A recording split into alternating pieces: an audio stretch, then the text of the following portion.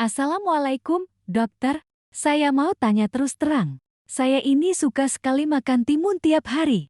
Rasanya kalau nggak ada lalapan timun itu kurang lengkap. Tapi belakangan saya kok Jati sering sekali buang air kecil, apalagi malam hari. Saya Jati takut, dokter. Jangan-jangan timun ini malah merusak ginjal saya. Apa saya harus berhenti makan timun? Waalaikumsalam warahmatullahi wabarakatuh. Pak Suyatno dan juga Bapak Ibu semua yang sedang menonton. Pertanyaan ini luar biasa penting karena banyak orang berpikir timun itu pasti sehat. Tapi tidak semua tahu bahwa ada dua wajah timun. Bisa jadi sahabat ginjal, tapi dalam kondisi tertentu bisa juga jadi beban berat untuk tubuh. Jadi rasa khawatir Pak Suyatno itu wajar. Kita perlu tahu apakah timun benar-benar aman untuk semua orang atau justru ada aturan mainnya. Hari ini kita akan bongkar tuntas dari manfaatnya yang bisa mencegah batu ginjal sampai risikonya yang bisa berbahaya kalau ginjal sudah lemah. Bapak, Ibu sebelum lanjut coba ketik angka 1 di kolom komentar dan sebutkan kota tempat Anda menonton video ini supaya kita tahu dari mana saja keluarga sehat kita bergabung hari ini. Pak Suyatno dan juga Bapak Ibu semua. Mari kita lihat dulu sisi baik dari timun. Kenapa ada banyak orang yang merasa terbantu ginjalnya ketika rutin makan timun? Rahasianya ada pada kandungan air timun yang luar biasa tinggi sekitar 95%. Bayangkan ginjal kita itu seperti saringan super canggih. Tugasnya menyaring darah, membuang racun, dan menjaga keseimbangan cairan tubuh. Sama seperti saringan di dapur, saringan ini butuh bilasan agar tidak mampat. Nah, makan timun ibarat memberi guyuran air tambahan untuk membantu ginjal bekerja lebih ringan. Manfaat pertama, timun membantu membilas ginjal. Aliran cairan yang lancar mencegah zat sisa metabolisme menumpuk sehingga ginjal tetap bersih dan sehat. Manfaat kedua, mencegah terbentuknya batu ginjal. Batu ginjal biasanya terbentuk dari tumpukan mineral seperti kalsium atau oksalat yang mengkristal. Kalau aliran urin lancar, mineral itu tidak sempat mengendap, langsung terbuang keluar. Kisah nyata Pak Warto di Salah usia 76 tahun. Jadi buktinya dulu beliau pernah punya batu ginjal kecil. Setelah rajin minum air dan menjadikan timun sebagai lalapan, keluhannya tidak pernah kambuh lagi. Manfaat ketiga, membantu mengontrol tekanan darah. Timun kaya kalium mineral yang membantu menyeimbangkan garam dalam tubuh dan melemaskan pembuluh darah. Dengan begitu, tekanan darah lebih terkontrol dan otomatis beban kerja ginjal juga lebih ringan. Kalau begitu, timun terdengar seperti obat alami ya, dokter. Bikin aliran lancar, cegah batu ginjal, bahkan bantu darah juga. Pantas banyak orang percaya timun itu menyehatkan. Betul sekali, Pak. Untuk ginjal yang sehat, timun bisa jadi sahabat yang menyegarkan. Tapi jangan buru-buru senang dulu. Karena semua kebaikan ini bisa berubah jadi masalah kalau kondisi ginjal kita sudah tidak normal. Nanti saya akan jelaskan bagaimana kalium yang tadinya jadi pahlawan bisa berbalik jadi racun. Kalau penjelasan ini terasa bermanfaat, jangan lupa share video ini ke grup keluarga atau teman sebaya. Bisa jadi informasi sederhana ini menyelamatkan kesehatan ginjal mereka. Nah, sekarang kita masuk ke sisi yang sering tidak disadari. Timun memang punya banyak kebaikan. Tapi kalau kondisi ginjal sudah tidak sehat, efeknya bisa berbalik jadi bahaya. Yang pertama, kalium dalam timun. Tadi kita bilang kalium bagus untuk mengontrol tekanan darah. Tapi pada penderita gagal ginjal kronis stadium lanjut, ginjalnya sudah tidak mampu lagi membuang kelebihan kalium. Akibatnya kalium menumpuk di dalam darah. Dan tahukah Bapak Ibu, kelebihan kalium bisa jadi racun untuk jantung, bisa menyebabkan detak jantung tidak teratur, bahkan henti jantung mendadak. Yang kedua, efek diuretik dari timun. Artinya, timun membuat kita lebih sering buang air kecil kalau ginjal sehat ini bagus. Tapi pada lansia yang sudah minum obat diuretik dari dokter atau yang punya penyakit jantung tertentu. Tambahan efek dari timun bisa membuat tubuh kehilangan terlalu banyak cairan dan elektrolit. Hasilnya tubuh dehidrasi otot. Bahkan irama jantung bisa terganggu. Waduh, dokter, jadi justru bisa berbahaya ya kalau kondisi ginjalnya sudah rusak. Saya jadi agak takut, soalnya saya kan memang sering buang air kecil malam hari, takutnya ginjal saya sudah lemah. Nah, kekhawatiran itu wajar, Pak. Tapi jangan panik dulu. Sering buang air kecil bisa karena banyak faktor. Bukan cuma ginjal, bisa karena gula darah, bisa juga karena minum banyak cairan sebelum tidur. Jadi, langkah pertama kalau ada keluhan seperti Pak Suyatno, cek kondisi ginjal ke dokter. Kalau fungsi ginjal masih normal timun, tidak masalah asal porsinya wajar. Tapi kalau fungsi ginjal sudah menurun, kita harus hati-hati sekali. Bapak, Ibu, supaya lebih jelas saya ingin ceritakan satu kisah nyata yang cukup mengagetkan. Namanya Ibu Wasih, usia 69 tahun tinggal di Serang, Banten. Beliau punya riwayat penyakit ginjal stadium 4 dan selama ini sangat disiplin dengan diet serta aturan dari dokter. Suatu hari cuaca panas sekali. Ibu Asih merasa sangat haus. Beliau berpikir kalau minum jus timun tanpa gula kan sehat, segar, dan aman. Jadi beliau membuat 2 gelas besar jus timun dan meminumnya sekaligus. Niatnya sederhana, ingin mendinginkan badan. Tapi apa yang terjadi malam harinya? Ibu Asih mendadak merasa sangat lemas. Dadanya berat, jantungnya berdebar. Tidak karuan. Keluarga panik dan membawanya ke IGD. Hasil pemeriksaan darah menunjukkan kadar kalium dalam tubuhnya sangat tinggi. Hiperkalemia. Kondisi ini berbahaya sekali karena bisa menghentikan detak jantung. Untungnya beliau segera ditangani intensif sehingga nyawanya bisa diselamatkan. Masya Allah, padahal niatnya baik ya, dokter. Mau sehat malah jadi petaka. Jadi benar-benar harus tahu kondisi ginjal kita dulu. Betul sekali, Pak. Dari kasus Ibu Asih ini, kita belajar satu hal penting. Sesuatu yang jadi obat untuk orang lain bisa jadi racun untuk kita kalau kondisinya berbeda. Timun bisa membantu Pak Warto yang ginjalnya masih sehat, tapi jadi beban berat bagi Ibu Asih yang ginjalnya sudah lemah. Jadi intinya bukan salah timunnya, tapi salah kita kalau tidak memahami kondisi tubuh sendiri.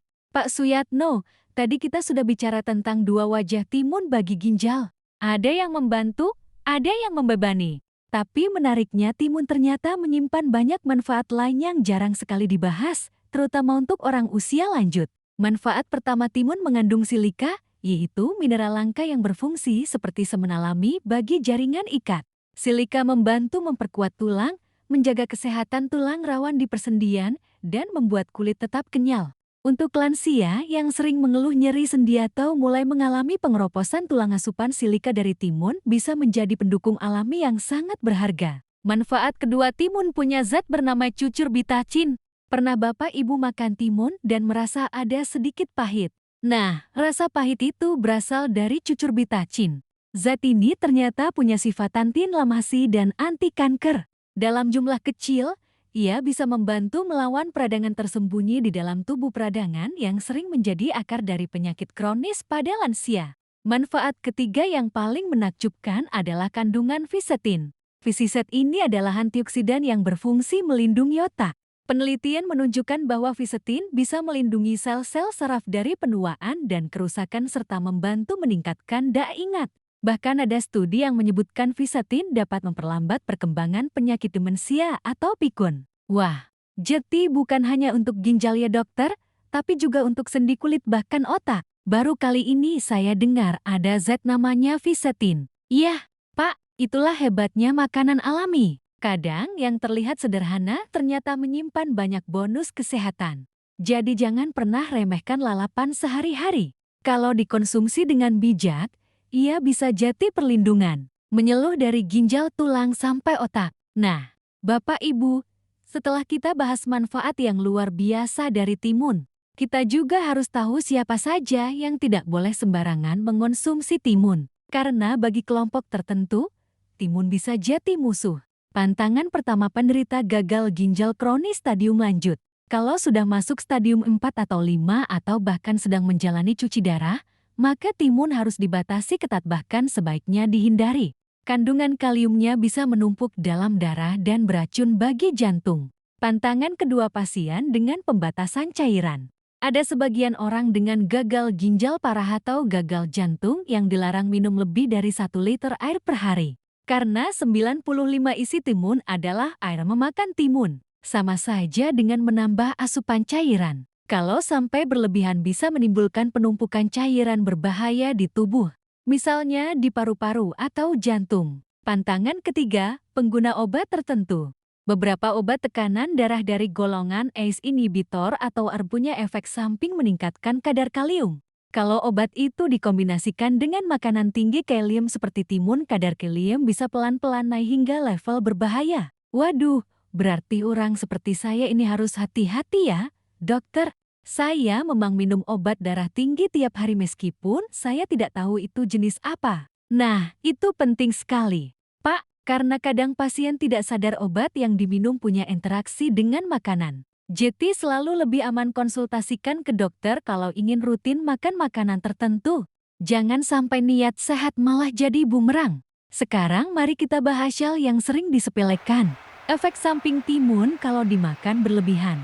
Ingat ya Bapak Ibu, sesuatu yang baik pun kalau kebanyakan bisa jadi masalah. Efek samping pertama perut kembung dan sering bersendawa. Timun mengandung serat dan zat cucur bicin. Kalau dikonsumsi banyak sekali di usus akan terbentuk gas berlebih. Hasilnya perut terasa penuh begah bahkan bikin tidak nyaman. Efek samping kedua, sering buang air kecil di malam hari.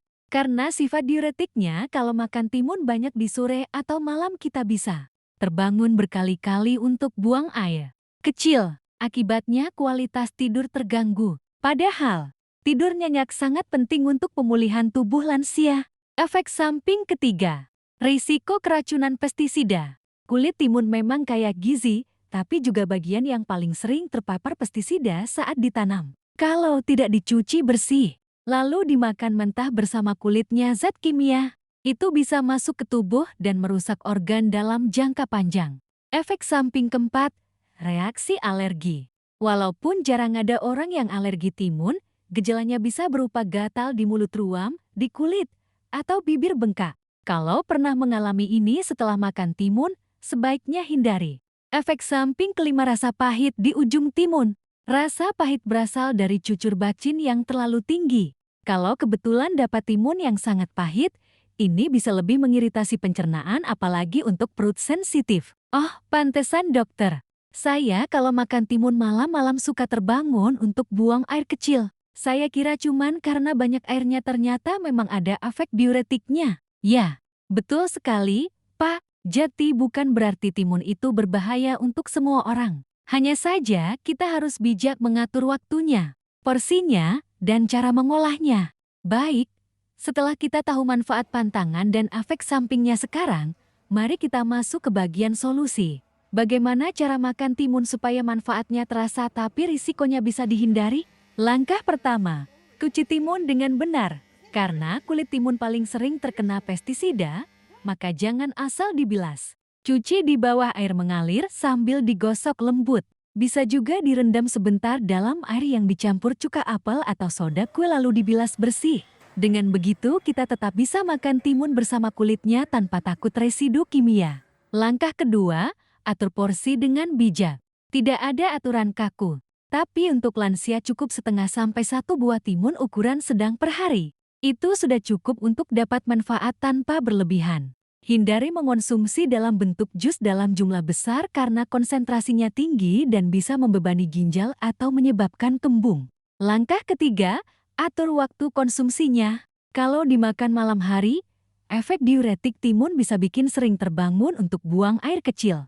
Jadi lebih baik dinikmati di siang hari atau sore sebelum jam makan malam agar tidak mengganggu tidur malam. Wah, ternyata sederhana ya, dokter. Cuci bersih, jangan berlebihan, dan pilih waktu yang tepat. Jadi tetap bisa menikmati timun tanpa rasa khawatir. Betul sekali, Pak. Prinsipnya sama dengan makanan sehat lainnya. Kunci ada di porsi dan kebiasaan rutin. Sedikit tapi konsisten lebih baik daripada banyak sekaligus.